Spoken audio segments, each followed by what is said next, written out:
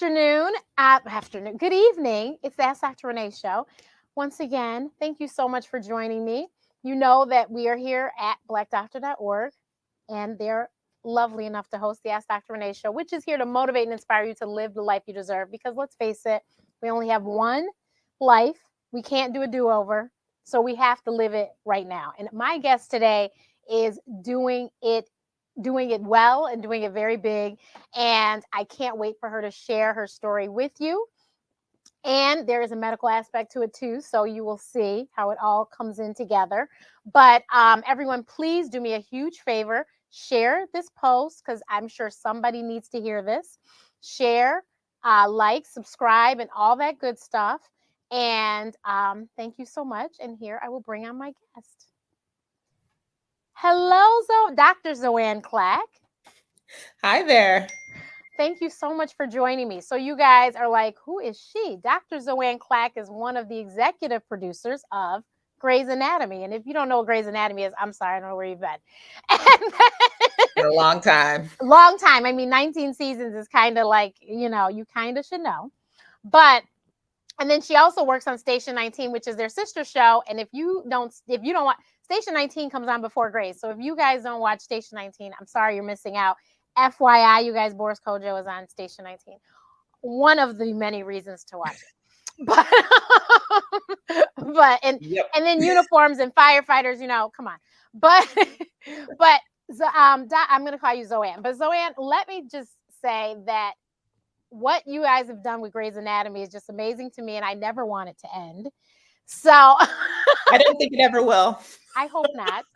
I literally, in the pandemic, I was stuck in my apartment for 14 weeks before I could come home to be with my padre. Yeah, because, we were on lockdown and they wouldn't let us in the hospital anyway, nor the rehabs. So it was no point in me coming home because I couldn't see him. So I was stuck in my apartment. And what did I do? I rewatched the entire series of Private Practice and I rewatched Grey's. That's a diehard right there. Every spinoff. Dr. Renee is there. I was like, I really love Private Practice. I think I must say that was probably my favorite because I did dream one day of being an OBGYN. And So I was like, I just love Private Practice. I was like, I have nothing else to do. That'll be my background noise while I'm working. And then I was like, okay, that's over. Let's just start Grey's. And it was just crazy to see like, oh my God, that's so-and-so. And that's so-and-so. And look at so-and-so. Yeah, it's only... 419 episodes to catch up on? Exactly. That's all. Nothing. Easy peasy. Easy peasy. But so can you tell us, how did you become Dr. Zoanne Clack? She's an ER doctor, by the way, you guys, to being the co-executive producer of Grey's Anatomy? Well, most of it started because I was always told to be a doctor. Because, I made good grades in school and they were like, well, you should be a doctor or a lawyer. Let me guess. You must have done well in science and math. You know what? I just did well kind of overall. Uh-huh. And there wasn't any kind of, specificity to science and math. And in fact, in college, when I was going, I don't know, should I do this med school thing?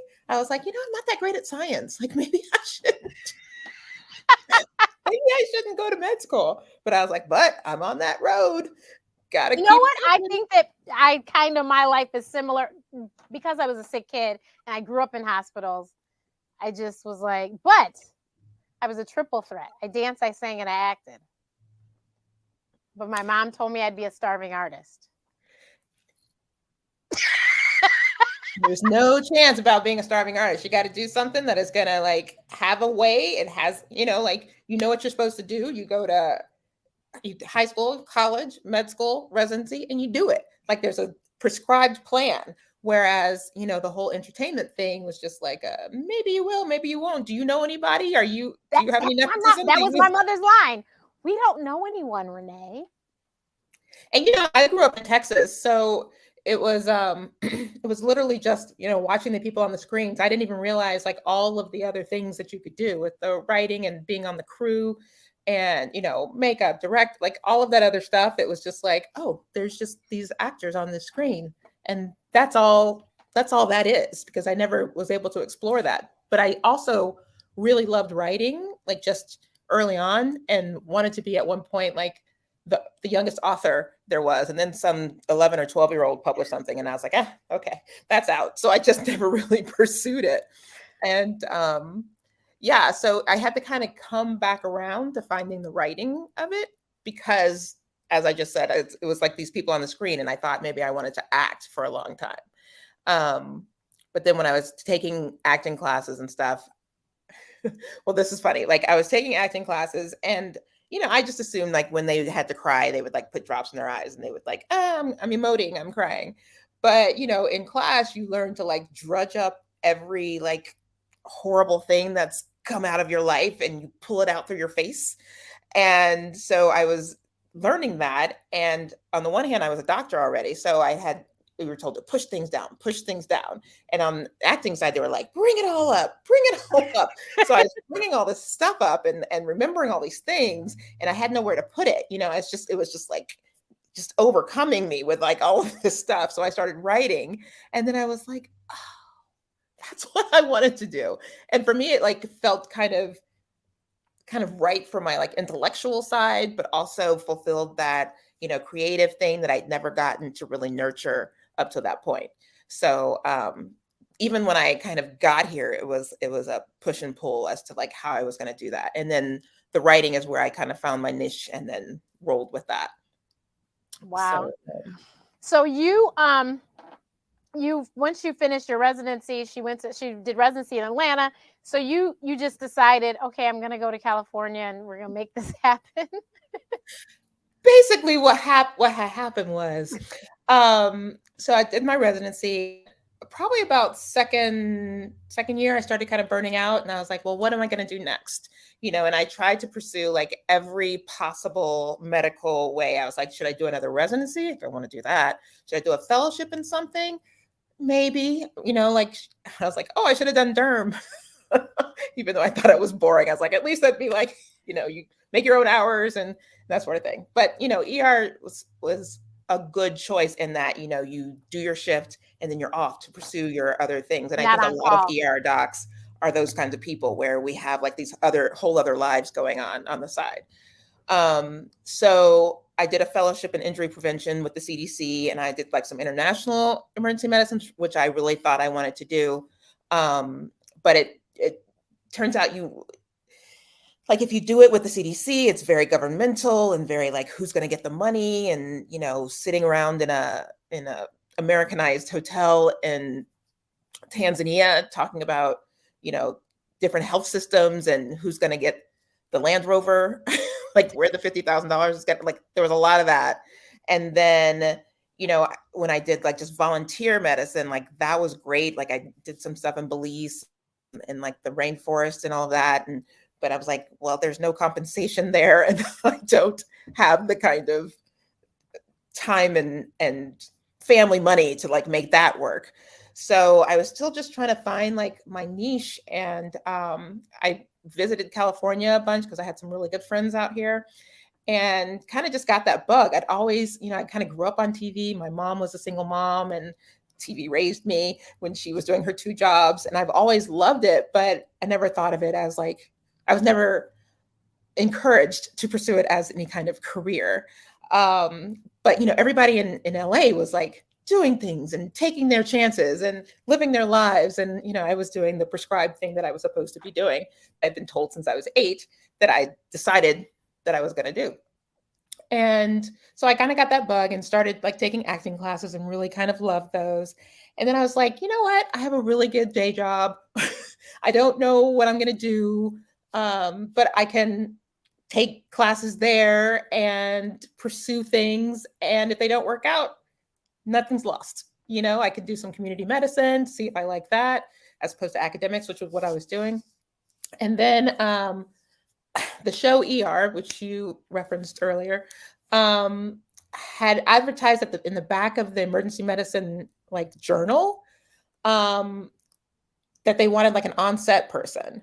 And I didn't see it, but my friend in LA saw it, and she's like, oh my God, I think this would be perfect for you. And then I looked and I was like, oh my God, this would be perfect for me. So I wrote off a letter, heard nothing. And I was like, okay, still going to pursue my, California goals. And then I randomly mentioned it to my mentor who was at Emory. And he was like, oh yeah, I trained with that guy. Like they had done emergency medicine residency together with the guy who was hiring on the show ER. And he's like, oh, just mention my name. So I wrote up another letter with his name, immediately got an interview, went up, and I was an ER doc and started my residency at the very same time that the show ER started. So, we were like interns together. And so I got to the interview, which we call meetings. There are no interviews in Hollywood, it's meetings. And, we went on set and I saw all of the things that I'd been watching for 10 years, I think at that point. No, probably like 5 or 6 years. And I was just like blown away. Like I have been on many interviews and for many jobs. And this one just like took my breath away. I was literally giddy. And I'd never been giddy about a job before. I understand that. It was like I was on the plane, I remember, on the way back and just like talking to the guy next to me about what I'd seen and what it done and the possibilities. And I was so excited. And then 2 weeks later, they were like, we hired someone else, but we're going to keep you in mind. And I was like, keep you in mind. That's like LA talk for never see you again.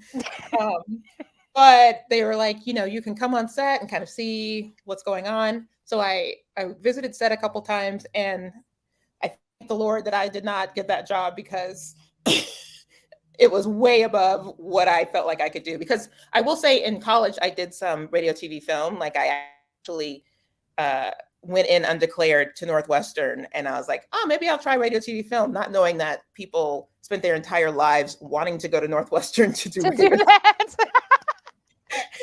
It was a process. It wasn't just like I checked the box and I'm in. So it took me like a year of doing like different like behind the scenes things for some of the student films and that sort of thing that I had done for the year. And then I went home for the summer and saw my mom's face. And she was like, oh yeah, no, you do that. But I didn't know what that meant. So I changed.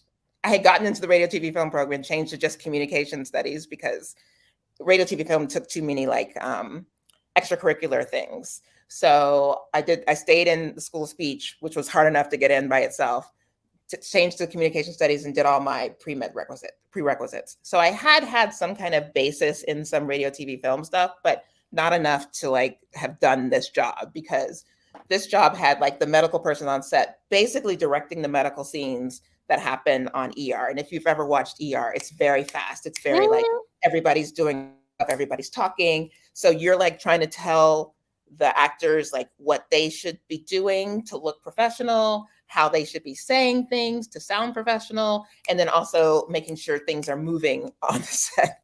It was a lot. And one of the times that I went, the director was like yelling at the medical person. He's like, you need to get them set and get them ready because we're wasting time. And I would have been like, I would have deflated in that kind of thing. Well, listen, the way you say that, when I did trauma at Cook County. Mm-hmm. So if you guys don't know, Cook County was the hospital that ER was based off of. And I always said I did not belong in anybody's ER except for as a patient, because I knew that I did not like just what you said. It was just way too much going on. It was happening too fast. Yeah. And so my first night I had to sleep over, it was really calm. And I was like, oh, thank you, Jesus. And then all of a sudden, it was a gunshot wound, a car accident. And I literally was standing in the center of the trauma unit, and they were like, Renee, do something. And I'm like, oh, it was like my worst nightmares just came true. I was like, oh my God, what am I doing here? I don't belong here. It's just like, this is not fair. I didn't know how I was going to get through that rotation. I was like, oh my God. And then every morning, that whenever I had stayed on call overnight, I would go home and I would see all of that stuff that I saw in the ER. I would see the outside of the hospital, them covering it. And I was like, this is creepy. Do you know I could not watch ER that entire time I was in the trauma unit because I was living it. I was like, Mom, I cannot handle it because I feel like I'm literally there. when I first started, like I said, we were interns together and I didn't know anything. So I would watch and watch and watch. And then as I started getting to know more and I was watching, it would give me palpitations because first of all, because they were doing so much, but second of all, because they would come up with these like crazy esoteric diseases and diagnoses. And I would be like, if they had What if been in I my said ear, that? they would have died. Like I was so like, oh my God, I don't know enough. I'm not smart enough. And so it's been really great to like be the person that makes those stories and understands that it takes like 2 months of research to get to that one little moment in the episode. And I feel, okay, I'm not bad. I'm not bad. They just did a lot of research, even though it sounded like they did it at the moment. Right. So that was very helpful for me, actually, and just my whole like being to know the behind the scenes of it. So you didn't get the job with ER. Did not.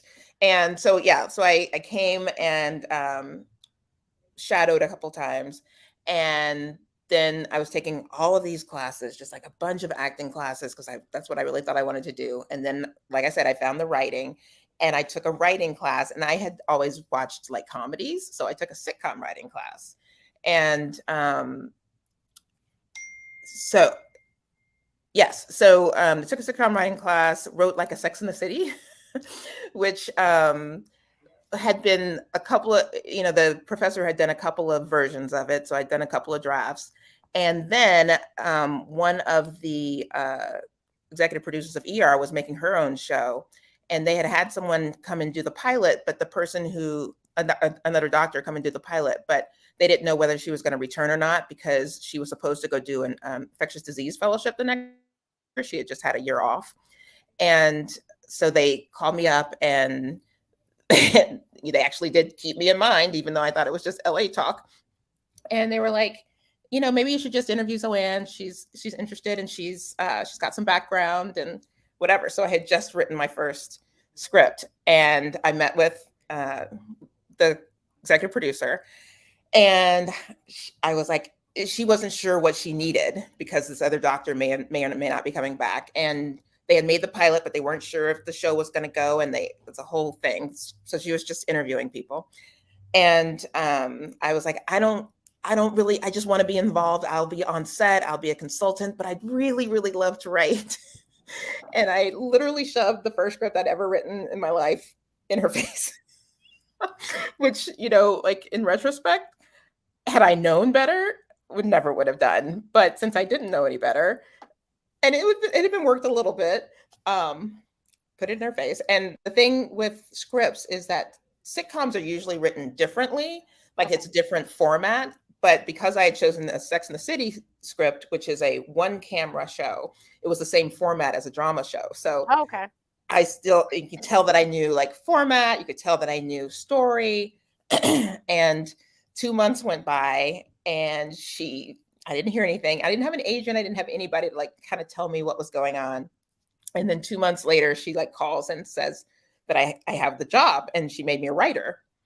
And I was like over the moon. And then I didn't hear from business affairs for like 2 weeks. And I literally had to like call a friend and go, did I call you about this happening, or did I just dream that? Like I literally was like, maybe I just dreamed that because I haven't heard from anybody. But as it turns out, it was true. So I spent 8 months on that show before it got canceled and did another script. And then I took a season off to do a bunch of different scripts. I wrote a play, and back then we were writing what's called spec scripts, which means like your version of a show on TV. Oh. So I wrote like a CSI, and there was another show that's not on anymore, Without a Trace. And this play based on a lot of my travels that I did with the CDC, because we had gone to like Micronesia to help set up an emergency medicine program there. And and they were using prisoners to man their ambulances. So I like made up a whole story about surrounding that and being in Palau. And so it was very well received, and I got a lot of meetings off of it. And then when they were hiring for the next season, we have this area called pilot season, which is not so much anymore because they're streaming now. But when it was all network, there was like this period that they would do a lot of hires, and you just go to meetings. And after those meetings, I was, that's where I met Shonda and the crew and everybody. And I remember when I was meeting on Grey's Anatomy, I was like, Shonda Rhimes, that sounds like she may be Black. Let me look her up. And she had written Princess Diaries 2 and Crossroads with Britney Spears, but also the Dorothy Dandridge story. So I was like, maybe. And I met her and I was like, oh, okay, she's there. But so at the time I got offers on Grey's Anatomy and on House, both of which became like huge hits. But at the time, don't know, because these shows were like coming on for 3 episodes and leaving. So you never know like what you're going to pick is going to be the thing. So so House was on Fox, which I had not grown up with as a real network. So You're right. Like, we didn't consider that. I didn't either. I was like, okay, Fox, whatever. And then it wasn't even part of the regular setup. It was here in Michigan. It was channel 50, and I mean 50 was like it might not come in clear. Yeah, on the dial, it might not even come in clear. Right. So I was still kind of that, like, I don't know about Fox, even though they were doing well. American Idol had really hit and stuff. But yeah, they were like third. I guess ABC was the 4th network. Like they were doing poorly. They were doing bad. So I was trying to choose. And with House, I was a little worried that I would be the one that always they had to go to see, like, why can't we find this diagnosis? Like, what's the big thing in the middle of the episode? I love every hospital show. I think I give every one of them a chance. My problem with House was that it was too infectious disease for me. It just was too much. And I just, that's why I just couldn't stick with it. I feel like they were just doing too much. Huge crush on Omar Epps, which is why I think I kept trying to give it so much. Yeah. But then and you know what they did do on House that blew me away, and I had never thought of it till I saw that episode. They had it was a food allergy thing. And the boyfriend kissed the girlfriend, and I think he died because of whatever she had eaten. And I had never thought of that. And in all my years of being with food allergies, my mother never said that. Wow. By the grace of God, I hadn't kissed a whole lot of frogs. But when I tell you, when I saw that, it scared me. Wow. I want to say I was in med school when that episode came on because I was living in Chicago at the time. So I was grown, but I had never thought of that. And that was the one thing I saw. It was just random. I saw this episode of House and was like, and I'm sure it was based on something because we usually. Oh no, it is. I've seen stories about it. Yeah. I just never thought of that and was like, that is crazy. That makes perfect sense, but I never thought of it. But yeah, and I love that Omar Epps did end up being Omar Epps was on ER and then he was on House. So I tried. But yes, House was too much. I could never stick with it. Ultimately I was like, oh, Grey's Anatomy is about residency. I did residency. I can do that. Yeah, and I mean, and it was cute the way it started with the original crew and stuff. And it was funny because at the time I was in med school when it started, so I felt like I knew what was going on, and I will never forget. And I literally say this in a lot of interviews that people do of me. I say that what Callie said that day about she said we're doctors, and so we are late bloomers. She said, this is our college experience, residency. And I was like, oh my God, is that why I'm so behind on everything? Like, it made perfect sense. And every doctor I talked to about that, they're like, wow. I talked to them a lot about delayed gratification in the room. We were talking a lot about that. Just, how doctors have to do that all the time. So yeah, I was like, that is so true. Like, we're just a little bit behind because things are just, we didn't do things the way everybody else did. My sister's an engineer and she's owned several homes. I haven't owned one yet, but that's because she's like several homes. Yeah. And so, but that's because I went to med school and I have 6-figure debt. And so my life just looks a little different.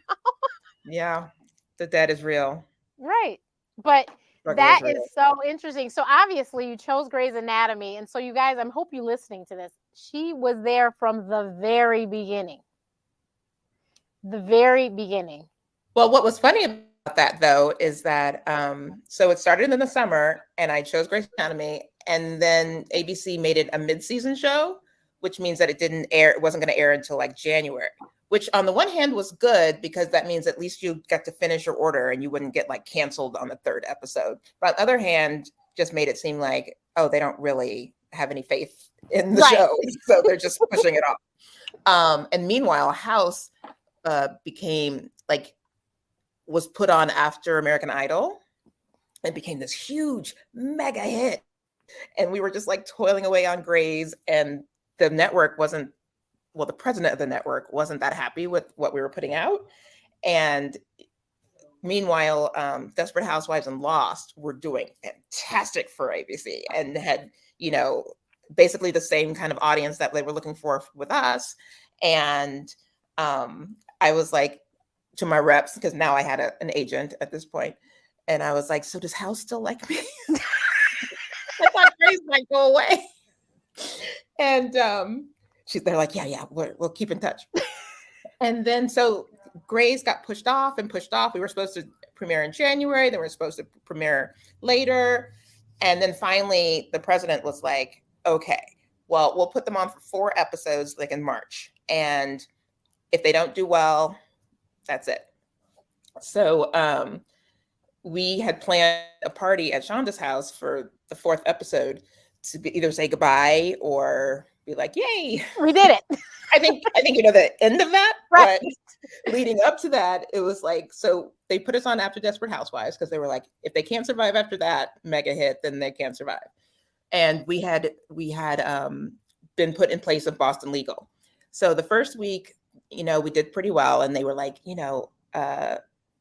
Boston Legal returning in 3 weeks. And then the second week we did really well. Like we increased our numbers, and they were like, Boston Legal returning in 2 weeks. And then the third week, I think we did more numbers than, this is like the Nielsen ratings. Our numbers were bigger than Boston Legal's numbers, and they never uttered again that Boston Legal would be back.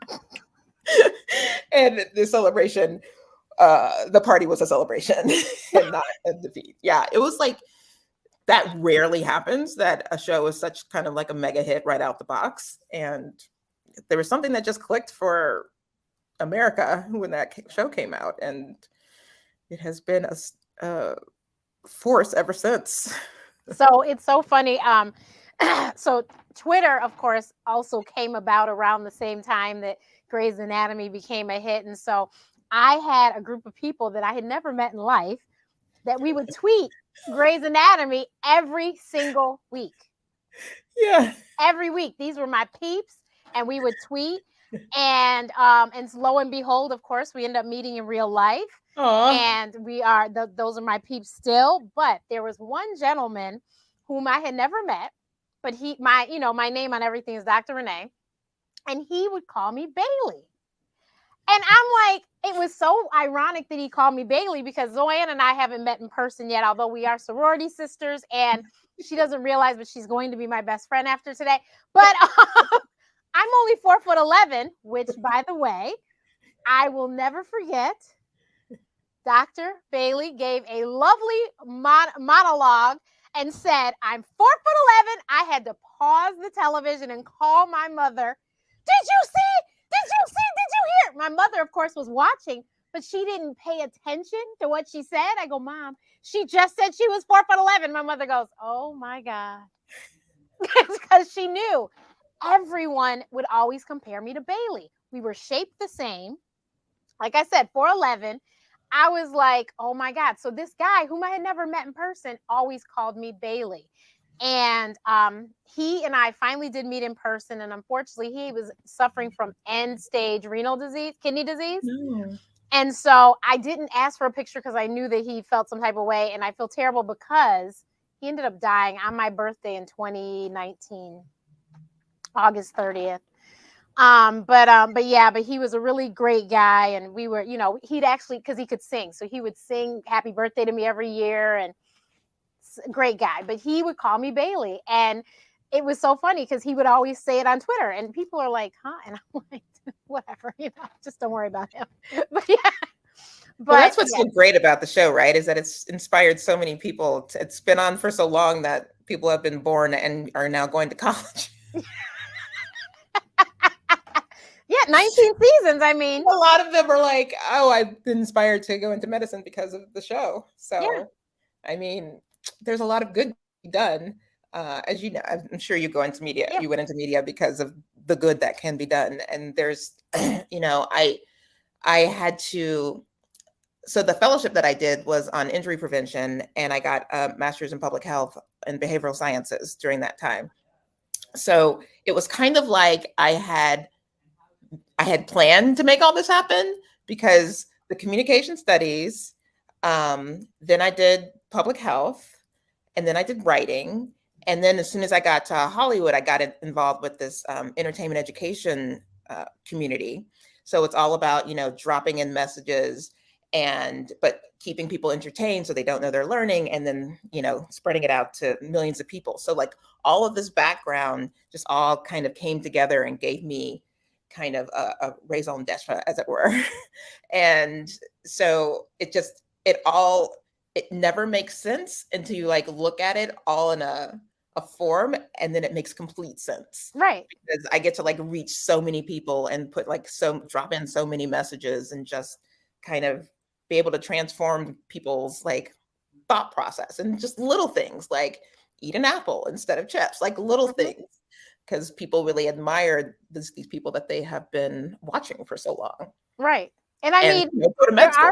There are some crazy things that happen, but at the same time, there are those things that are like, this is what stress can do to you. I mean, look at the Italian guy, and I can't think of his name right now. You know who I'm talking about, who just lost it. Yeah. Yeah. Yeah. Hadn't slept, and it was like, you have to sleep, just little things like that. It's like, and then even as residents, they're like, oh my God, I have to eat. Yes, you have to eat. You just drop them in. Yeah. Just little things that people are like, oh, and then also I think that many people don't understand, and even going through it, I was like, what do we have to do for med school? What do we have to do for med school? What? But this gives them a picture of like, this is what it is. This is what they have to go through. Yeah. And what's great is like, like you said, like people don't necessarily notice the little things that they're like picking up and learning, because we have like these so extravagant, crazy cases. Like we'll talk to experts. Like one of the greatest things about this job is like when you call an expert, you call like the one person who has done the crazy surgery in the world, and you say you're from Grey's Anatomy, they'll like talk to you. So you get like all of these like amazing new cases and stuff. Or you're just talking to an expert on just a general like kidney disease or something. And you're like, we would like to do this story. And they'll be like, well, that would be pretty rare. And we're like, that's what we want to do. Like, how do we make that rare thing work? Because those are the things that are going to be like the sensationalism. But then we also have kind of the grounded, just like, this is life during residency. This is good eating habits. This is the way you want to like take care of your elders. And like, there's just little things that you just push in there that aren't maybe the main story, but still. And, obviously we had that whole season of COVID, which I thought was just something that we could honor all the professionals and let people really know what was going on, because everything was happening behind closed doors. So no one really understood other people. I mean, you can read about it, you can see the videos and stuff, but when it's like characters that you relate to and you have been on this journey with, and you can see that, then it's just kind of it felt like a way to universalize everything and really pull people together, even though it was hard to like go through it again. And I was proud of that season. So yeah, that was excellent. We were all frustrated when things were starting late, and because of COVID and everything, we're like, oh my God, are we going to get a season, on many things. But I think that you guys did a great job. I was glad that they did show that, because obviously we have a lot of friends that were, on the front lines, and we're like, I was getting calls me and my one friend, 14 weeks when I was in my apartment by myself, she was by herself. She's not from the US, so she was by herself at home. And so we would talk literally every day. And she had to go into the hospital every day. Right. So And scary. so I would talk to her and she would tell me what was going on. And, and I was just like, oh my God, this is just awful. And she would give me numbers that they weren't saying. And so she's like, Renee, because she's in Atlanta, she's like, Piedmont is full. Renee, they're full. They can't take any more patients. So these people really have got to get a hold of this. And I'm like, and like I said, I'd watch the news and you never hear about this, but these hospitals can't take any more people. What are we going to do? Right. And We the talked to stress. a lot of people like in the mix of it, to try to get like more of the feel of it, just to just to honor the work, Yeah. Yeah. And I mean, like, I felt you guys did a great job. Bailey with her parents, I was like, oh my God, it was so sad. Yeah, But that was totally based on my experience. I figured as much. Yeah. I figured as much. So, and you guys here at Black Doctor, we actually just did on Martin Luther King Day, we did the state of Black health, and we had an entire episode about caregiving. And so Zoanne is familiar with that as well, and has her experience with that with her mom. And I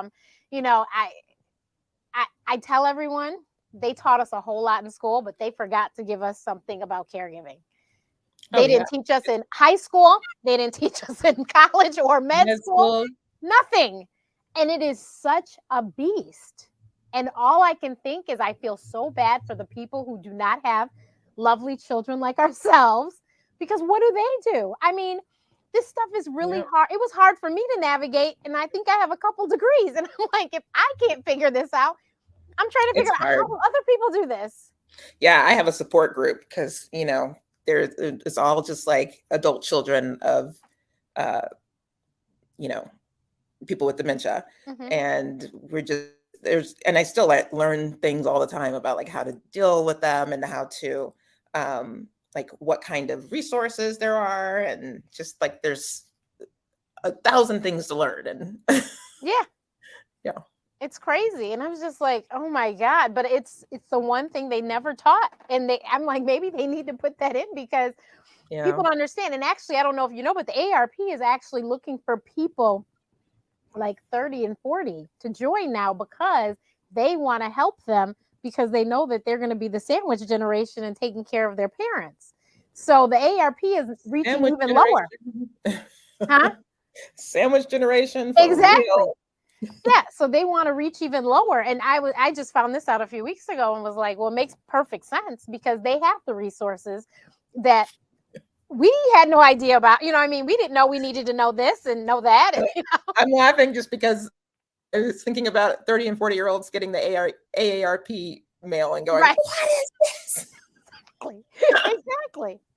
But that's what they're trying to do. And it makes sense, because these are things you have to, adjust to and figure out, But I think with Grey's Anatomy, they have touched on so much. The date rape, if it's not one thing, it's another. They have touched on everything.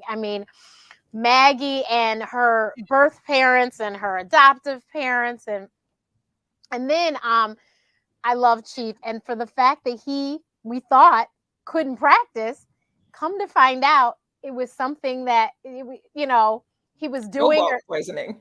Right, poisoning, And from a hip thing. Yeah, from a hip replacement. Yeah. We were amazed when we heard about that kind of stuff, and we were like, this is a story. So, yeah. And there are so many stories, I'm sure you've heard them, of people who are watching and they're like, oh my God, I have those symptoms, and go talk to the doctor, and lo and behold, that's exactly what it was. Yeah. It happens a lot. And that, but I just like I told you before, I don't like writing, but I like having written. And I've written columns for Ask Dr. Renee columns for Madame Noir and Good Enough Mother and stuff like that. And so I love when it's finished, because that's when I read the comments and people are like, oh my God, that's what my daughter had. I didn't know. And I didn't know that I could talk to the doctor about this and da da da da da. And I was like, oh, okay, cool. So Yeah. We So get those letters a lot. yeah, it's And just sometimes it's not about like, I didn't know what I had. Sometimes it's like, just thank you for representing our experience on television, and obviously that goes for, we don't get letters about like race and culture, but they right. definitely appreciate it also. And different disease processes really appreciate it. So I have to say, so if you could speak to someone who has a dream, but then they have very traditional parents who are like, you have to go do this, this, this, and this, and you can't, do that. What would you say to that person? I would say to speak up, let your wishes be known. Go on the course that you feel is right. But even if you do go on that alternate on the course of your parents, keep speaking up and keep talking. You never know who's going to know somebody or who's going to be able to give you a tip. And it's really good advice to, like, if you meet somebody who is doing your career path or is doing what you want to do or has some knowledge of that, go take them to lunch, sit down with them, pick their brains, see how you can do that or do the necessary steps to do that, you know, and don't just go in blind. And, they have luck is preparation meets opportunity. So fortunately, when I got that opportunity, I had done some preparation. So you can say that I, was lucky to have come up, but I spoke up and I was prepared. So yeah, that's what I would say. That's awesome. Thank you so much. I appreciate your time today. This has been amazing. And please, so how could we not say Grey's Anatomy, you guys, is coming on tonight. So today's Thursday nights. And Station 19. And Station 19. How could I forget? Station 19 comes on first, you guys. Station 19, so 8 o'clock Eastern, 7 o'clock Central. And then of course Grace follows. And this is their welcome back after their winter break. Many months. 3 months it was? It was a lot. It was a long time, I knew that. But they're both going to be great. Well, I was going to say, tonight is the night that we say goodbye to Meredith Grey, in case you haven't seen the commercial. Goodbye. She'll be back.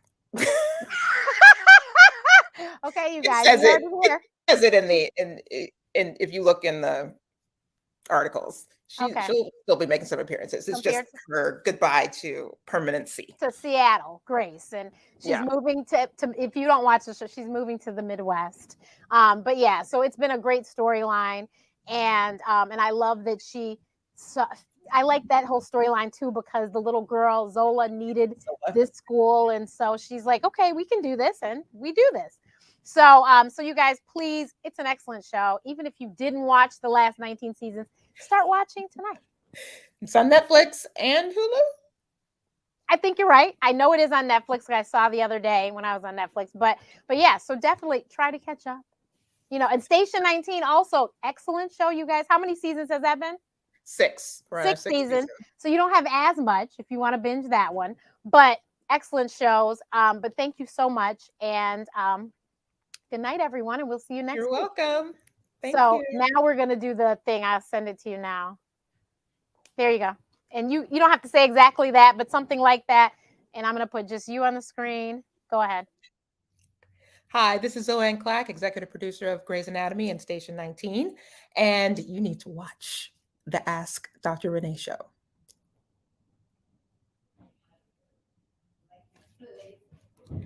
I can't hear you right now. Yes. Oh, okay. Perfect. Thank you. That was awesome. But you are amazing.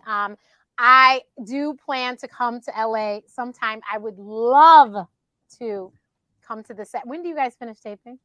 Well, we have to figure out the whole COVID thing. Right. Well, I was hoping COVID will be gone soon. Yeah. Maybe like in the next year or so. We'll see. Right. Right now it's very tight. Yeah. But yes. Yeah. Awesome sauce. Awesome sauce. And how old are your children? I have 8-year-old twin girls and a 10-year-old boy. Wow. So you had twins? Yep. Going for one more. Oh, you are? No. Oh, no. You were going for one more. And you had a surprise. You had 2. So your eggs split, you didn't have them put in too? Oh, no. I put in 2. I mean, it Oh, had been okay. a long, Gotcha. huge journey, and my doctor was like, "Well, you should just," and I was like,